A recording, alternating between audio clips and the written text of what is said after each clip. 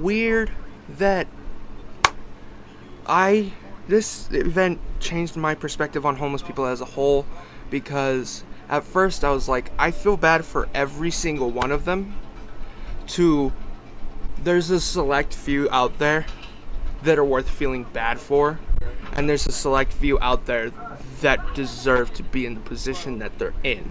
Care about nobody. I don't care about nobody. I don't care about nobody. Yeah, I don't care about nobody. I don't care about nobody. I don't give a fuck. Yeah, I don't care about nobody. I don't care about nobody. What is going on, everybody? It is your boy Bismuth back with another video. Why did I say in my name?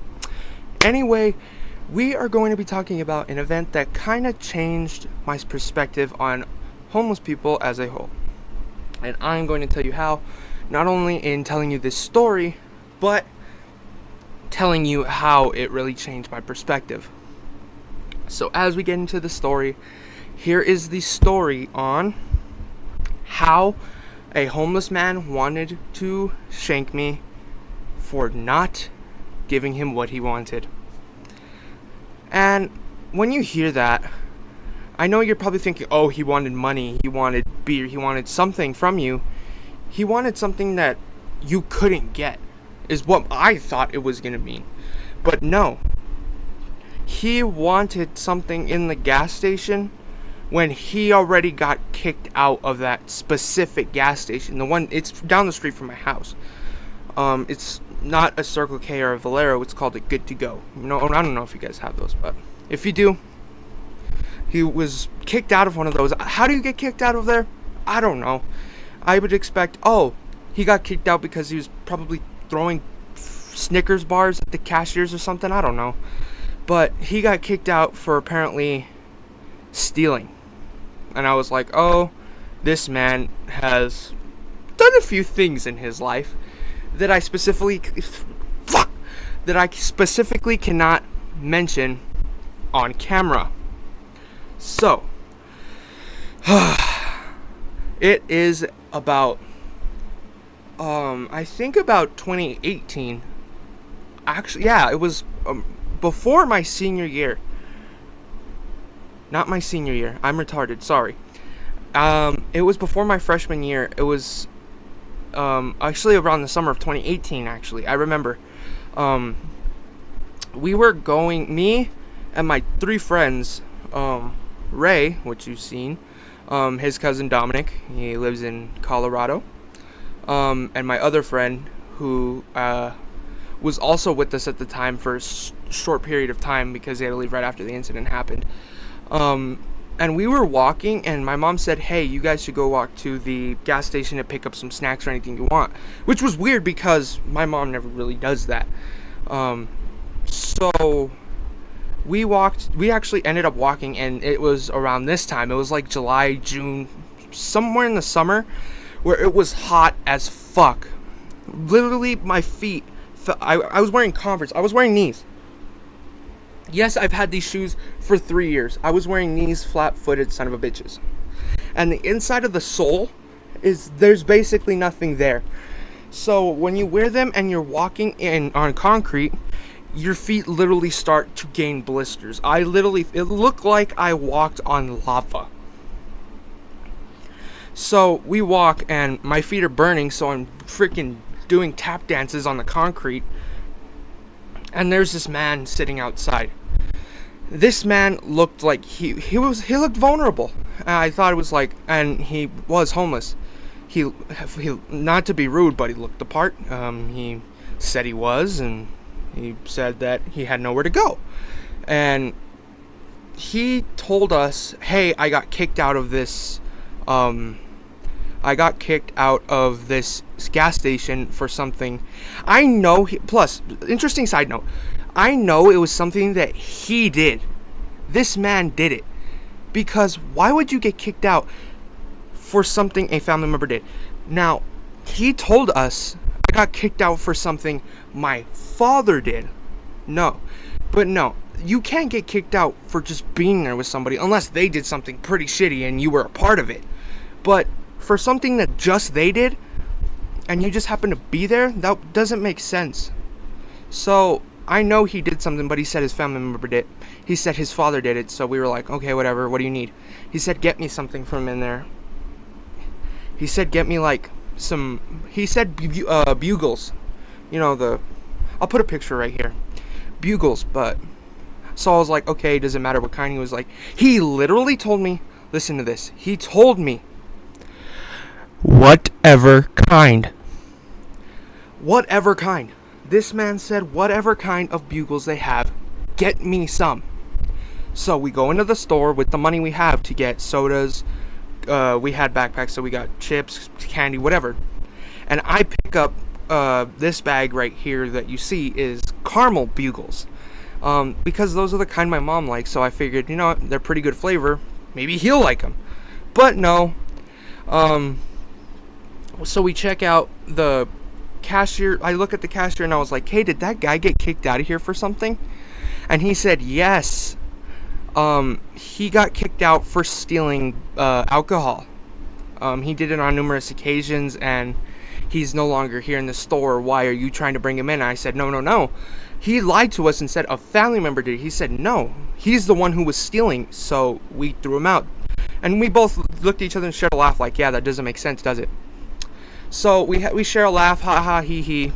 We leave the store. I go outside, ready to make this man's day, make me feel like I did a good deed. And so I was like, hey man, I got your bugles. And he looked so happy. This man looked like he hadn't eaten for like a week. And so I was happy. I was like, hey man, here's bugles. You have a good day. I hand him the caramel bugles, and he screamed at the top of his lungs. I'm not gonna scream, but he just screamed, hey! And we all turn around like, did this dude just scream at us? What? Why is he screaming at us? And he walks up to us so fast paced, like he walks up to us. It was kind of like the grandma jog. He walks up to us that fast. He gets in my face. Like I said in the nearly fighting with my bus drivers, he was right here. He was right here. So, and he gets in my face and he says, do you think this shit is funny? He says that looking into my eyes, and he says, do you think this shit is funny? And I'm sitting here like this. What are you talking about, dude? He gets into my face even closer. He said, did I fucking stutter?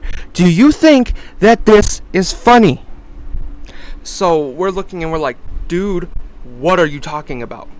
So he pulls up the bag like this and says, this shit tastes like ass. Why did you get me this?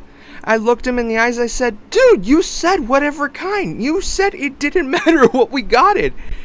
We got it, so you said it doesn't matter. I could have got you shit flavored and you would have. I expected you to be happy with it. You didn't care. So he was like, take it back, go into the store, get me a new bag. And I said, no, fuck you. Just because if you asked, hey, I don't like these I don't like this specific flavor, could you go in and get me an originals or something? No, you decided to threaten me. Now you could go and fuck yourself. How does that sound?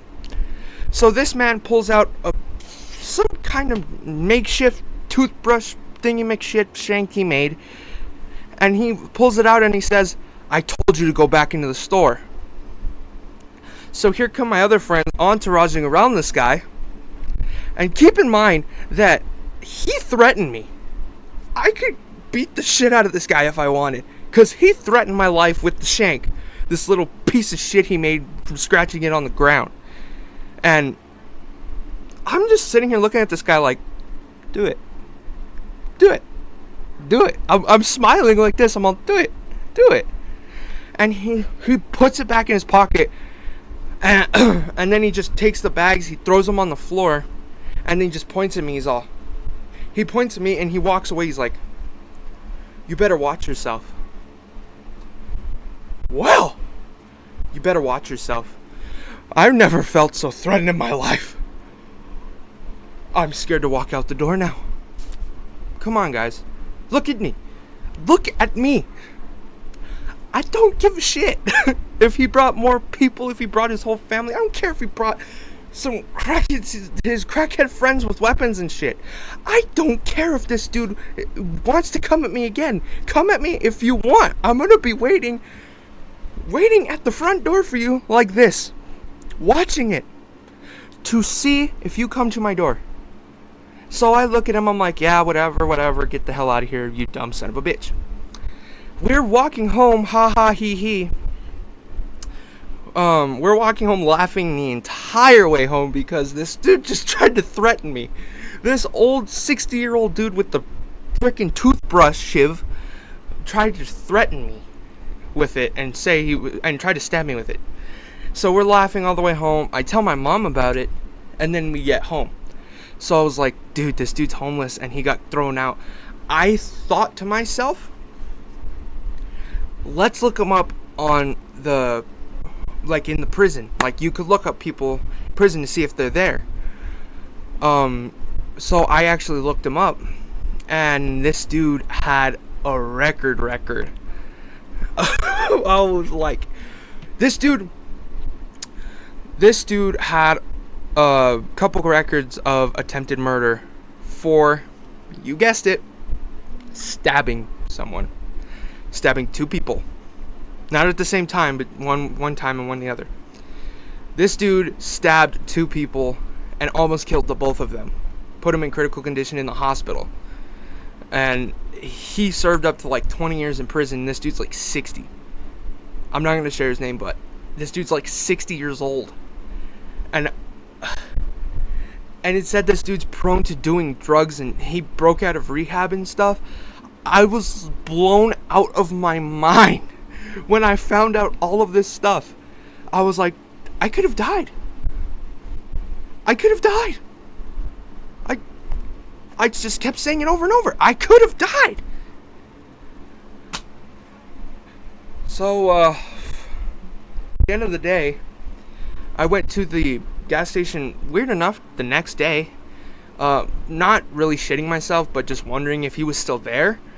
But he wasn't there. Never to be seen again, really. Come to think of it, a week or two later, saw him on the news. Stabbed another person. Makes 3. Didn't die, but still stabbed a person. In jail for assault. I think he's still in there till this day. I don't know. But, yeah. This is the story of me almost getting stabbed by a crazed homeless man who broke out of rehab and is prone to actually stabbing people and almost killing them. And he almost killed me over a bag of bugles. And the second part of this is what I really wanted to get into, is how did it change my perspective as a whole? Is because, I hope this doesn't come off wrong to anybody or anything like that, but a lot of homeless people tend to put themselves in this situation. Granted, there's people like, there's U.S. veterans who can't work because they've been either injured in battle or have post-traumatic stress disorder or something like that, and yes, they're homeless, they have nothing to do, and the government's not willing to help them, so they're homeless. There's people like that. There's people with mental illnesses. There's specific people that, of course, there's nothing they can do, so you expect them to be homeless because they can't work, they can't apply for anything like welfare, EBT, or Section 8 or anything like that. So, yeah, of course. And then there's the other people who basically ruined it for themselves.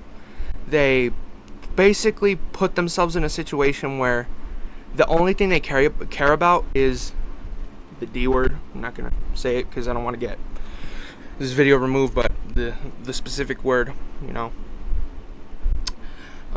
They specifically care about just that, so they pour everything in their life, just put it onto that, and that's how they're homeless, is because they're just doing everything in their power to basically just keep refueling their addiction to whatever they're addicted to, whether it's alcohol or something even crazier. For all I know, it could be a specific thing they're addicted to that's doesn't even have a name yet and hasn't been discovered by scientists or something. For all I know, they could be smoking pencil shavings, and it's a worldwide epidemic of pencil shavings, and I wouldn't even know. It's pencil shavings all around for the homeless people, and hasn't been discovered yet. But the one may never know unless you actually really look into it. But one moral of the story is, be careful. I really don't know what to say as the moral of the story is for this. One I just could say be careful of how mindful you are. Like, as the situation I was in, I just gradually said, fuck you, you could go frickin' suck on that shiv you have there. And he could have stabbed me. But if you ever find yourself in that kind of situation, just show as much respect as you can, and if they stab you, I'm gonna pray for you. But God, pray that they don't stab any of you watching or anything happen. I pray that nothing happens to any of you guys, because I love all of you guys, and I want things to happen to you guys, like you win the lottery, or you got with the girl of your dreams, or you got to meet Jay Leno or Dr. Phil or something. That kind of stuff deserves to happen to you guys. So I wanted to end on that note. School's going to be starting up soon for me. I wanted to mention this. So I'm going to be dropping a lot more videos during that time period, because this is my senior year. This is my last year of school, and now that I do YouTube, I wanted to make this pretty special. Plus, I want to get some of the shit on video so I can, remember it, because my brain doesn't work that well. But yeah, since this is my senior year I'm going into, I wanted to make it pretty special for me and for you guys. So I have a lot of crazy stuff planned, and a lot of stuff that's probably going to get me in trouble, and probably going to get me a few suspensions here and there. I hope not. But yeah, only the future will tell. This has been your boy Bismuth.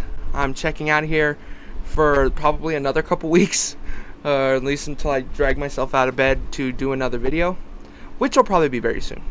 But this has been your boy Bismuth. I'll see you guys in the next one. Take care, guys. Peace out.